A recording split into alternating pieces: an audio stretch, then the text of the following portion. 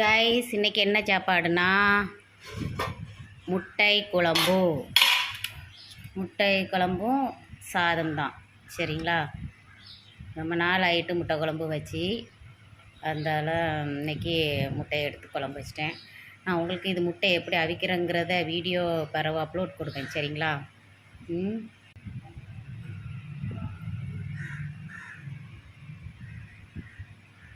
ஒரு அழகாக எண்ணெய் பிரிஞ்சு ஒரு அழகாக கட்டியாக இருக்குது பாருங்கள். ரொம்ப டேஸ்ட்டாக இருக்குங்க முட்டை குழம்பு.